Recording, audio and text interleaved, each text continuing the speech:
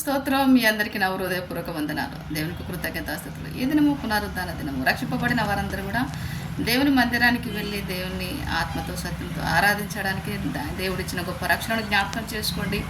మరి ఆ రక్షణ మనం కొనసాగించబడాలి అని అంటే క్రీస్తు పాఠాలు నేర్చుకోవడానికి మందిరానికి వెళ్ళండి. దేవునికి మహిమ కలుగును గాక.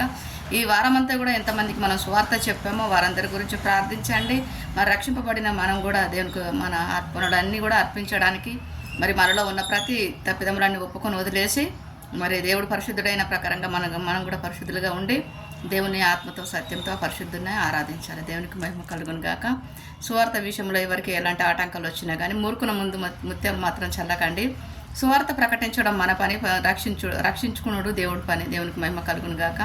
దేవుడికి తెలుసు ఎవరు రక్షింపబడాలి, ఎవరు రక్షింపబడకూడదు అని. మూర్ఖునికి ప్రత్యుత్తరం ఇవ్వకండి. వాడికి తెలిసిందే వాడు మాట్లాడతాడు. పిచ్చోని చేతుల రా, ఎందుకు పిచ్చోని జోలికి పోవడం, మనం మన మాట అనిపించుకోవడం. కాబట్టి మరి సాధువుగా మృదువుగా కలిగి యావత్ ప్రపంచమంతా కలిసి దేవుని ప్రార్థించినట్లయితే ఎంతమంది రక్షింపబడాలో తప్పకుండా దేవుడు పరిపూర్ణతలోనికి ప్రతి వారిని కూడా తీసుకొని వస్తాడు. మరి ప్రతి వారికి కూడా రక్షణ ఇస్తాడు. ఆయన లెక్కలు ఎంతమంది ఉన్నారో వాళ్ళందరికీ కూడా దేవుడు రక్షణ ఇస్తాడు. కాబట్టి వాళ్ళ గురించి మనం ఎంత చెప్పినా వాళ్ళు మారినప్పుడు వాళ్ళతో మనం మాటికి ఎందుకు వాళ్ళని డిస్టర్బ్ చేయడం, మనమే డిస్టర్బ్ అయిపోతాం. మన ఆత్మీయ జీవితాన్ని కాపాడుకుంటూ మనం ముందుకు వెళ్తే మనకు మంచిది. మన రక్షణను మనం కాపాడుకోవాలి. వాళ్ళు చేయబట్టి మన నోరు కూడా మలినం అయిపోతుంది. సౌలు కంటే గొప్ప తోపులు ఎవడూ లేడు. కాబట్టి వాడు ఎంత ముసలోడైనా ఎవడైనా సరే ఏమని అనుకొని గొర్రెలు ఒక దిక్కు మేకలు ఒక దిక్కు ఉంటాయి. అవి మేకలు ఎటు పోతాయో తెలుసు, మనకు గొర్రెలు ఎక్కడ పోతామో మనకు తెలుసు. అది మనకు తెలిసింది కాబట్టి వాళ్ళకి చెప్పిన వాళ్ళకి అర్థమవుతలేదు. ఎందుకంటే దేవుని సువార్త అందరికీ తెలుసు. నాకు తెలియలేదని చనిపోయినప్పుడు ఆ దేవుని రాజ్యం వెళ్ళినప్పుడు నువ్వు దేవుని నమ్ముకున్నావా, క్రీస్తు గురించి నీకు తెలుసు అంటే తెలియదని వాడు అబద్ధం ఆడితే, సువార్త విని కూడా అబద్ధం ఆడితే వాని అవయవాలు వాని మీదనే సాక్ష్యం చెప్తాయి. కాబట్టి సువార్త ప్రతి చోట విదజల్లబడుతుంది. దేవునికి మహిమ కలుగును గాక. విన్న వాళ్ళు అంగీకరించకపోతే దానికి ఉత్తరవాదులు కూడా వాళ్ళే. కాబట్టి దేవుని ఎలా అంగీకరించాలి అంటే దేవుని కుమారుడైన యేసు ప్రభు మన కొరకు చనిపోయి తిరిగి లేశాడని మీ హృదయమందు అంగీకరించండి. పాపాలు ఒప్పుకొని వదిలేయండి. పాప క్షమాపణ నిమిత్తం మారు మనసు పొందండి. బాప్తిసం తీసుకోండి. దేవుడు గొప్ప రక్షణని ఇస్తాడు. ఆ రక్షణ ఎందుకంటే పరలోక రాజ్యానికి వెళ్ళడానికి తోడ్పడుతుంది. ఆ రక్షణ పరిశుద్ధాత్మ సహాయం ద్వారానే, ఆ కృప ద్వారానే మనం పొందుకోవాలి తప్ప ఈ లోకంలో మనం మనుషులుగా నడుస్తున్నాం. మనకు ఎంతో రోషం ఉంటుంది. ఆత్మీయ జీవితంలో రోషం కలిగి ఉండాలి కానీ కోపం కలిగి ఉండకూడదు. కోపం వల్ల వచ్చేది మనకే పాపం. కాబట్టి ఆ సాతానుగాడు బహు క్రోధంగా ఉన్నాడు. అని కోపాన్నంతా కూడా ప్రతి వారి మీద ఎదజల్లుతున్నాడు. మరి ఏర్పరచబడిన వారి సైతం కూడా వాడు తొట్టిల్లింపజేయడానికి ఎంతో కంకణం కట్టుకొని ఉన్న సంగతి మనకు తెలుసు. కాబట్టి వాని కుయుక్తులు మరి ఏంటో మనం గ్రహించాలి. దేవుని పథకం ప్రకారంగా మనం జీవించాలి. అందుకు దేవుని గురించిన జ్ఞానాన్ని సంపాదించుకోవాలి. కాబట్టి క్రీస్తు పాఠాలు నేర్చుకోవడానికి మందిరానికి వెళ్ళండి. పరిశుద్ధాత్మ దేవుడు అంతరంగమందు బోధిస్తాడు. దైవజనులు బోధించేది కూడా, యాజకత్వం చేసేది కూడా మన ప్రధాన యాజకుడైన యేసు ప్రభే. వినేది కూడా పరిశుద్ధాత్మ దేవుడు మనలోనే ఉండి వినాలి. ఆరాధించేది కూడా పరిశుద్ధాత్మ దేవుడు. ఆత్మతో సత్యంతో ఆరాధించాలంటే పరిశుద్ధాత్మ శక్తిని మనం పొందుకొని దేవునిలో ఎన్ని ఆటంకులు, ఇరుకులు, ఇబ్బందులు వచ్చినా దూసుకు వెళ్ళాలి. దేవునికి మహిమ కలుగును గాక. ఈ లోకం మనకు శాశ్వతం కాదు. క్రైస్తవులను మనం కనిపెట్టుకొని ఏదో చంపాలని చూసినా కానీ వాడు ఒక్కడు కొడితే మీరు 10 కొట్టండి, నష్టమేం లేదు. దేవునికి మహిమ కలుగును గాక. వాడు చంపితే వాడు కూడా చచ్చిపోతాడు ఏదో ఒక రోజు. కానీ వాడు చచ్చిపోతే ఎక్కడికి వెళ్తాడో మనకు తెలుసు, మనం చనిపోతే ఎక్కడికి వెళ్తామో కూడా మనకు తెలుసు. కాబట్టి ఎక్కడ తగ్గేది లేదు. కాబట్టి అనవసరంగా మన జోలికి వస్తే మనం ఊరుకుండేది లేదు. వాని జోలికి మనం పోవద్దు. ఫస్ట్ ఆఫ్ ఆల్ వానికి ఏందండి ఇది బలవంతంగా చెప్పేది. వాడు రక్షింపబడితే మనకేమొస్తుంది, వాడు రక్షింపబడకపోతే మనకేమొస్తుంది. వచ్చేదంతా దేవునికి మహిమ అంతే. మనం దేవుడు చెప్పింది ఏంటి, వార్తను ప్రకటించమన్నాడు, ప్రకటించుదాం అంతవరకే. అరే వినరా అని బలవంతంగా భాషగా కడితే వాడు భక్తుడు అవుతాడు, అస్సలే కాదు. కాబట్టి అది భక్తుడు కావాలంటే వీడు సౌలు కంటే గొప్ప తోపేం కానే కాదు. వాడు సాతాను కింద బానిస అయిపోయాడు.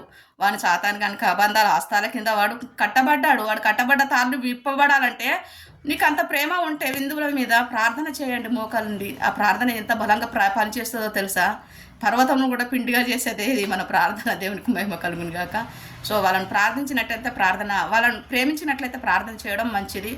మరి పెండ మీద రాయేస్తే వచ్చి మన ముఖం మీద పడుతుంది. వాడు అంత మూర్ఖంగా మాట్లాడుతున్న ముసలోనికి ఎందుకండి? వానికి అసలు వాడిని ఉచ్చరించి వాడిని బయటకు తీసుకొచ్చాడు, మన నోటితో ఉచ్చరించడం మహా దరిద్రం అనిపిస్తుంది నాకైతే. ఆ ముసలోనికి అయితే ఎన్ని కామెంట్లు దరిద్రంగా పెట్టాను.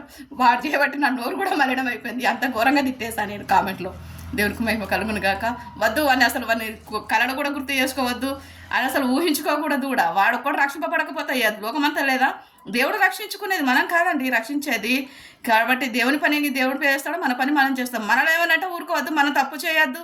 ఒకవేళ చేసినా మనం తప్పు చేసినా అని ఆ ప్రశ్నించే అధికారం కూడా మనకి లేదు. వాని విషయంలో మనం తప్పు చేస్తే అడిగే అధికారం మనకు ఉంది. కానీ వాని విషయంలో మనం తప్పు చేయొద్దు. మన మనుషులం కాబట్టి చిన్న చిన్న పొరపాట్లు వచ్చినా మనం దాన్ని సరి చేసుకోవాలి, కానీ సమర్థించుకోకూడదు. సరి చేసుకుంటూ దినదినం మనం సరి చేసుకుంటూనే బ్రతకాలి. మన పరిపూర్ణలం కావాలంటే మన చివరి రోజులు మాత్రమే పరిపూర్ణలకు కాగలుగుతాం. బ్రతికినంత కాలం కూడా దేవుని దగ్గర సరి చేసుకుంటూనే బ్రతకాలి. ఒకరికి హానికరంగా ఉండొద్దు, ఒకరికి అభ్యంతరకరంగా ఉండొద్దు. ఒకరికి మనం మాట్లాడినప్పుడు వాళ్ళు సంతోషించాలి.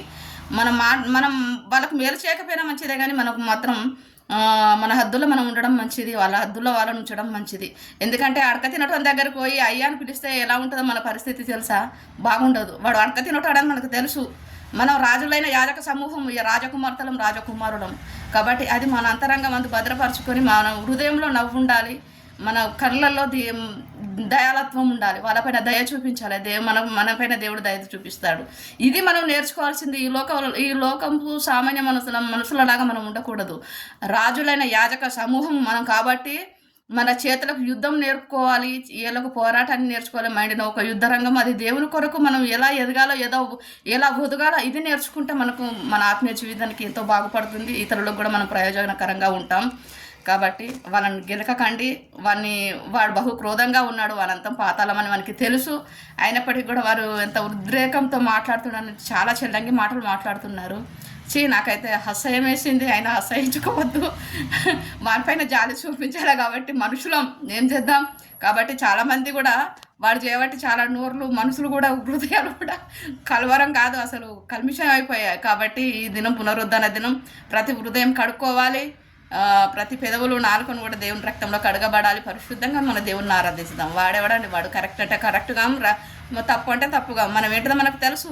కాబట్టి వాని ప్రశ్నకు మనం ఏంటంటే జవాబు ఇచ్చేది. వాడేంటి, మనం ఏంటి. కాబట్టి దేవునికి మహిమ కలుగును గాక. వారిని కూడా క్షమించి ప్రార్థన చేద్దాం.